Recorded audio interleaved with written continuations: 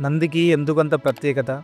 శివాలయంలోకి అడుగుపెట్టగానే పరమేశ్వరుని కంటే ముందుగా నందినే దర్శించుకుంటాం. కొందరు నంది రెండు కొమ్ముల మధ్యలో నుంచి పరమేశ్వరుని చూస్తే, మరికొందరు ఆయన చెవిలో తమ అభిష్టాలను చెప్పుకుంటారు. నంది పరమేశ్వరుడికి ద్వారపాలకుడు కాబట్టే ఆయనకి అంత ప్రాముఖ్యత. ఆయన చరిత్ర, ఆయన ప్రాముఖ్యత గురించి ఒకసారి తెలుసుకుందాం. శిలాతుడు అనే ఋషి ఉండేవారు. ఎంతటి జ్ఞానాన్ని సంపాదించినా, ఎంతటి గౌరవాన్ని సంపాదించినా పిల్లలు లేకపోవడం ఆయనకు లోటుగా ఉండేది. ఎలాగైనా సరే తనకు సంతాన భాగ్యం కలిగించేందుకు పరమశివుడి కోసం తపస్సు చేయసాగాడు శిలాతుడు. ఏండ్లు గుళ్ళు గడిచిపోయాయి. ఎండావాన వచ్చిపోయాయి. కానీ శిలాతుడు తపస్సు ఆగలేదు. అతని ఒంటి నిండా చెదలు పట్టినా సరే తపస్సు మాత్రం తగ్గలేదు. ఎట్టకేలకు ప్రత్యక్షమయ్యాడు పరమశివుడు.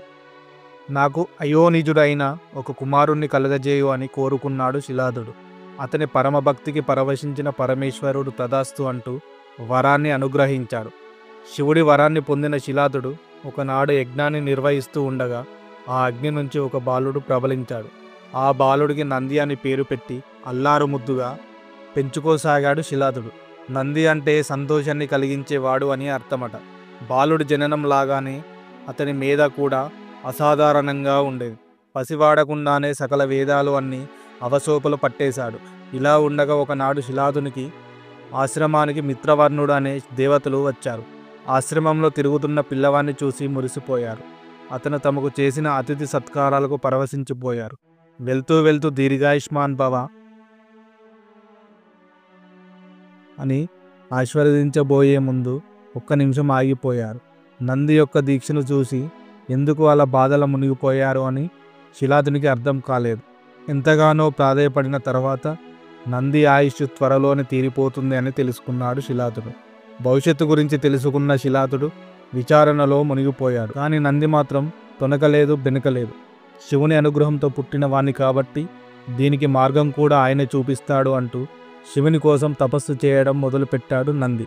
నంది తపస్సుకు మెచ్చిన శివుడు అచరణ కాలంలోనే అతడు ప్రత్యక్షమయ్యాడు. శివయ్యను చూసిన నందికి నోట మాట రాలేదు. ఆయన తన పాదాల చెంత ఉండే అదృష్టం లభిస్తే ఎంత బాగుంటుందో కదా అని అనుకున్నాడు.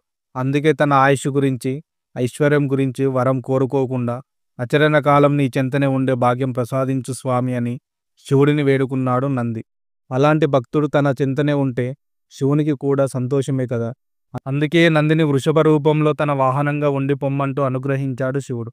ఆనాటి నుంచి శివుని ద్వారపాలకుడిగా ఆయన్ను కాచుకొని ఉంటూ ఆయన ప్రమదగణాల్లో ముఖ్యంగా కైలాసానికి రక్షణను అందిస్తూ తన జీవితాన్ని ధన్యం చేసుకుంటూ ఉన్నాడు నంది. శివునికి సంబంధించిన చాలా గాథల్లో నంది ప్రసక్తి ఉంటుంది. వాటిలో శివుని పట్ల నందికి ఉన్న స్వామి భక్తి, దీక్ష కనిపిస్తూ ఉంటాయి. ఉదాహరణకి క్షీరసాగర మందిరంలో ఆలాహలం విషం వెలువడినప్పుడు దాని నుంచి లోకాలను కాపాడేందుకు శివుడు ఆ విషాన్ని మింగి గరనకంఠునిగా మారాడు. ఆ సమయంలో కొద్దిపాటి విషం క్రిందికి ఒలికిందంటూ అప్పుడు శివుని చెంతనే ఉన్న నంది ఏమాత్రం ఆలస్యం చేయకుండా ఆ కాస్త విషాన్ని ఆరగించేశాడు. మహామహా దేవతలే ఆ హాలాహలాన్ని చూసి భయపడి పారిపోతుండగా నంది మాత్రం కేవలం శివుడి మీది ఉన్న నమ్మకంతో దాన్ని చప్పరించేసి నిశ్చింతంగా నిల్చున్నాడు. నంది వెనుక ఇంత చరిత్ర ఉంది కాబట్టి ఆయన్ని శివునికి సేవకునిగా కాకుండా ముఖ్య భక్తునిగా కూడా భావిస్తారు. తమిళనాడులో ఆయన్ను అష్టసిద్ధులు కలిగిన వారిగా, జ్ఞానిగా, ప్రథమ గురువులుగా ఒకరిగా భావిస్తారు. శైవమతం ప్రభావం అధికముగా ఉన్న కర్ణాటకలోని బసవన్న గుడి, మైసూరు వంటి ప్రదేశాలలో నందికి ప్రత్యేకించిన ఆలయాలు ఉన్నాయి. ఇక తెలుగునాట కూడా లేపాక్షి అనంతపురంలో ఉంది. మహానంది కర్నూలులో ఉన్న క్షేత్రాలలో నందీశ్వరుడు ప్రాధాన్యత కనిపిస్తుంది. శివుడు ఉన్నంతకాలం ఆయన భక్తుడైన బసవన్నకు కూడా ఏ లోటు ఉండదు కదా. అదండి, ఇలాంటి వీడియోల కోసం మన ఛానల్ని సబ్స్క్రైబ్ చేసుకోండి. వీడియో నచ్చితే లైక్ చేసి